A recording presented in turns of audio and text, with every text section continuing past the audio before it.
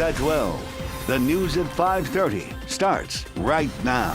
What started with an argument between neighbors ended with deadly gunfire flying between two apartment buildings at an East Side complex. When the smoke cleared, 2 people lay dead. As Jonathan Cotto reports, police are trying to figure out what started that dangerous crossfire. This was the scene around 1:30 this morning at the Oak Meadow Villa Apartments on the city's east side. Officers received a call to the 2900 block of Rigsby for a shooting in progress. Police say an argument ended with neighbors in different apartments shooting at one another. One of those people in the apartment complexes pulled out a firearm and began to fire upon the other apartment complex. 2 people inside one apartment were both shot in the chest. One of them, a 35-year-old man who died at the scene. The other, a 33-year-old who later died at the hospital. The person from the other apartment, a 26-year-old man who was shot in the ankle and is expected to be okay. They say he was taken into custody on several outstanding warrants. The case is under investigation. Police are trying to figure out what led up to the shooting and are trying to determine who's the suspect and who's the victim. Reporting on the east side, Jonathan Cotto, KSAT 12 News. Developing now, a group of friends have been searching for a missing man for nearly a month. Today, they say they found his body in an underground drainage tunnel in Live Oak near Judson Road on I-35. That man was considered a person of interest by Live Oak police, investigating the case of a woman who was also found dead 3 weeks ago in that very same area. Our Alyssa Cole is live right now in Live Oak with the latest on this development. Alyssa, what have you learned so far? Yeah, Courtney, we know that couple was last seen on September 13th, and we know the woman's body was found just days later, but police wanted to find the man she was with. Now, with the possible discovery of his body, it's raising questions from his friends. Now, that woman was 50-year-old Laura Brazino, the childhood friend of her boyfriend, 52-year-old Keith Hammond. They said they found the body in a drainage tunnel this morning within minutes of starting the search. Now, the medical examiner's office has not yet confirmed it was him, but the group tells KSAT they recognize Hammond's boots. They tell us they could smell a strong decomposing odor near the area of where Brazino's body was first discovered. We spoke with. We're not sure if we have a criminal offense, if we have a homicide, or suspicious death. We're just not sure right now. We're still working on that. Coming up at 10, we talked to the group of friends and family who made that discovery. Again, they're not happy with the Live Oak police, and we'll tell you why and bring you what the assistant police chief had to say about the situation. Alyssa Cole, KSAT 12 News. A developing story. We'll check back in with Alyssa. Thank you. In other news, 2 people were killed this morning in a head-on collision on Wurzbach Parkway. It happened before 3:30 a.m. in the 12,500 block of Wurzbach. San Antonio police say a car was heading the wrong direction in the westbound lanes and crashed into a Camaro. Both drivers were pronounced dead at the scene. We're still waiting for those people to be identified. A passenger in the Camaro was rushed to the hospital with life-threatening injuries, and at last check, that person was listed in critical condition. People definitely will not be staying in these apartment units tonight on the northwest side. Take a look. Multiple fire crews responded to the 11,700 block of Parliament. That's near Patricia Drive. It was around 4:30 this morning. Firefighters worked quickly to keep those flames from spreading. As you can see, the fire charred several areas of the building. No word yet if any injuries were reported or how much damage was done. That fire is still under investigation. News around Texas now. Vice President Kamala Harris in the Lone Star State this weekend touting efforts to decriminalize marijuana. She was in Austin yesterday speaking at a Democratic Party event. Her remarks are some of the first from someone within the Biden administration after the president's announcement to pardon all federal offenses for simple marijuana possession. That's estimated to affect more than 6,500 Americans. Harris praised President Biden's first major step towards fulfilling a campaign pledge to decriminalize marijuana. The administration had been booked on federal simple marijuana possession charges against 6,500 people. Keeping count, city officials in El Paso have launched a dashboard to show how many migrants it serves. It's called the Migrant Situational Awareness Dashboard. It shows the city has served more than 14,900 migrants since early September. According to the data, more than 8,000 migrants have been bused to New York and 2,300 to Chicago since the end of August. They say Each day, border officials encounter an average of 1,500 migrants in the El Paso region, with about 70% coming from Venezuela. To the war in Ukraine now. The battle continues for control of areas throughout eastern and southern regions. The latest fighting taking place in southeastern Zaporizhia, where Ukrainian officials say at least a dozen people were killed in Russian missile strikes. The attacks, retaliation for a suspected truck bomb that exploded on Europe's longest bridge that links Russia and Crimea. ABC's Britt Clannett on the ground in Kyiv. A deadly attack on civilians in the city of Zaporizhia early Sunday. Russian rockets striking residential buildings, partly destroying a high-rise and levelling others. Ukrainian officials saying dozens were injured, including children. The strikes a day after an explosion caused the partial collapse of this bridge, linking the Crimean Peninsula with Russia. The bridge, a vital supply link for the Russian military, engulfed in flames. These satellite images showing the extensive damage. Russia saying traffic is flowing again. In Kharkiv, Ukrainian officials say parts of an intercepted Russian missile crashed into this residential building. Other pieces landing in the street. Demining specialists removing the weapon. Teams like this working hard in the newly liberated areas to clear explosives. As Ukraine takes back more land in the south and east, many of those areas have not only been destroyed, but deadly landmines have been left behind. And that's where these guys come in. They're training at the moment to clear landmines in those areas, something which could take months or even years. But amid rising fears of a nuclear attack, President Joe Biden warning of the risk of nuclear war.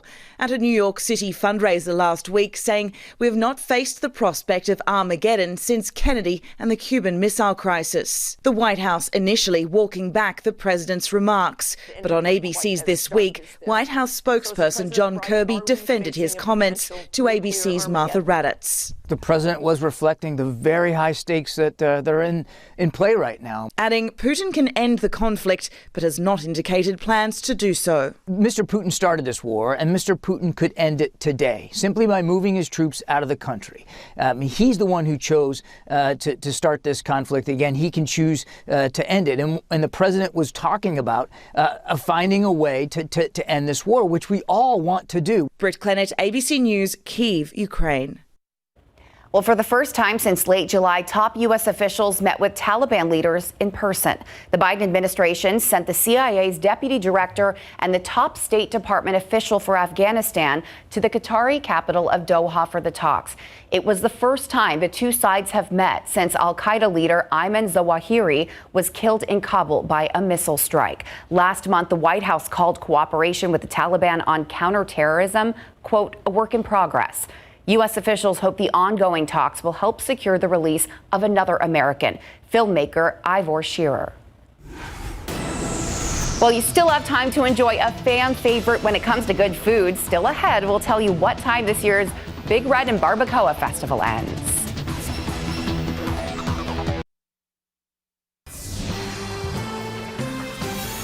Well, you still have a little more than 6 hours left to head out to the south side and enjoy the Barbacoa and Big Red Festival. We know San Antonians love it. It's a celebration that's a favorite, and it's a combination that ends today. The festival is being held for the very first time since the pandemic started.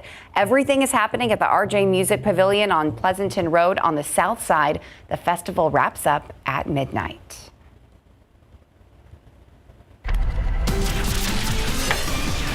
It was a really beautiful day, too. Yeah, guess what, Court? We did a Big Red Cheers on GMSA. I saw that! Was it delicious as usual? It's that bubblegum soda flavor. You know, it's pure sugar, but it gave us what we needed to get through the morning. Yeah, it looks nice outside with live cam. Out there, temperatures are starting to fall into the 70s this evening, but it's still warm out there right now. It's aquifer is up 0.7 of a foot over the past 24 hours. That's good news. Usually over the weekend, there's not as much pumping going on, so the aquifer ends up going up by at least a few tenths of a feet. Now, unfortunately, Ragweed is high at 5:30. It is peak ragweed season, but the good news is that molds are low. Here's what we're going to talk about in the forecast coming up. We'll talk about how tonight is a full hunter's moon. I've got a look at your forecast and what you can expect and what exactly is a hunter's moon. Tomorrow is ditto weather, meaning it'll be pretty much the same. And this week, a weak cool front will move through, bringing isolated rain. That coming up in just a bit.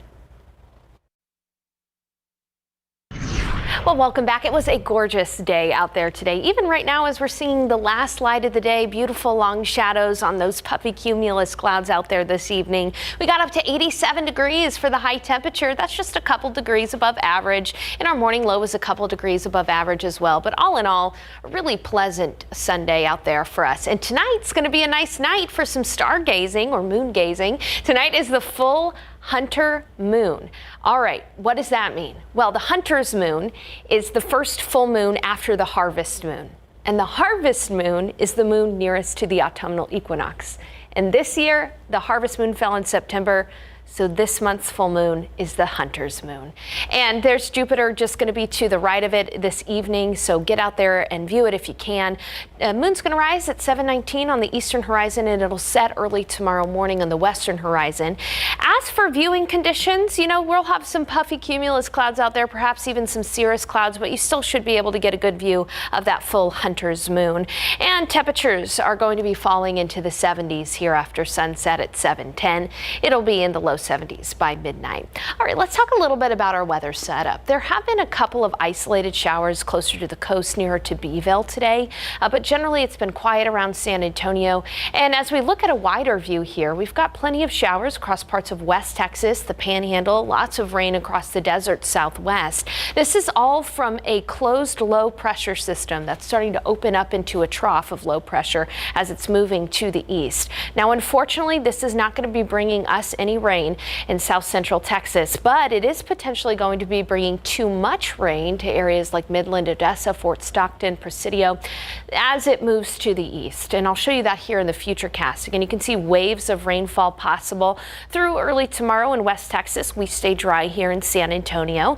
As that low moves a little bit to the east, I can't rule out some isolated showers for areas in Valverde County, our extreme western portion of the KSAT 12 viewing area, but it is going to stay dry here in San Antonio.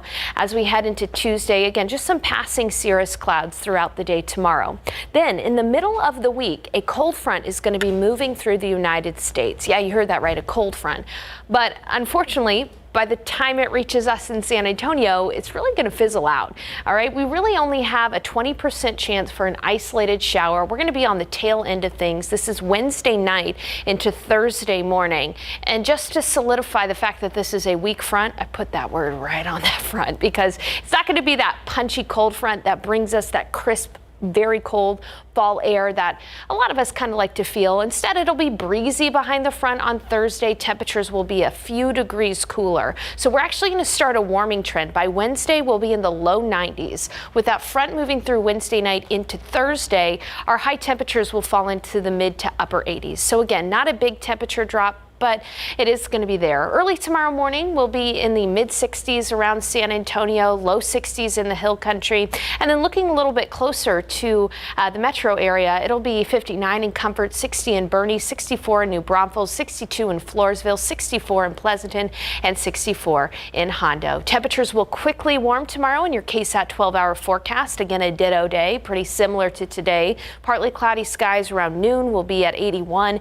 And then in the afternoon, we'll be looking at a high temperature in the upper 80s. It is going to be a bit breezy tomorrow with southeast winds at about 10 to 15 miles per hour, gusts up to 20. And then looking ahead after that front moves through, we are going to benefit from low humidity, so we'll have cool mornings by the end of the week. And look at that. I'm starting to see some rain chances pop up by Sunday. Coming up on the Night Beat, I'm going to talk a little bit more about our rain chances this time next week. Courtney. You had me at low humidity and kept me at possible rain chances. All right. Thanks, Sarah. All right, well, UTSA players have earned the name the Roadrunners, Andrew. Yeah, especially after this last game. The passing game's gotten a lot of the headlines over the first few weeks of the season. Now the running game's starting to pick up. They delivered yesterday against Western Kentucky. We'll come back. We'll hear from the team on what they consider to be one of their best performances of the season. Plus, Texas State made program history yesterday. Got that too next.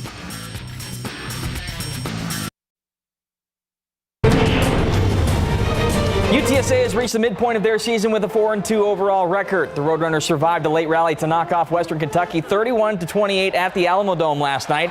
Quarterback Frank Harris was electric as usual, accounting for 334 all-purpose yards and 2 total touchdowns. But the story was the ground game, which racked up 213 combined yards. Brendan Brady had 82 of those on 19 carries with a touchdown as well. It's the program's 3rd straight victory over the Hilltoppers, and all 3 wins were decided by a combined 17 points. On the history between us and them, they're usually high-scoring games. The offenses have to show up and show out, and I feel like our offense did that today. Being able to run the football and throw when we needed to, that's huge for us. They were playing real soft, not giving us a lot of throws, so we had to run the ball. And I think Brady and Traylon did a great job, and the O-lines did a great job of us giving those guys some lanes to run through. When they just did a great job of just trusting, hitting the holes, and just running. It's always big to go in and beat those guys, regardless if it's here or at their place. And, I couldn't be more proud of the way we played tonight. I feel like we played one of our more complete games this season, and we still got a couple of things to work on. But, like I said, I'm proud of the way we played and excited that we were able to come out with the dub.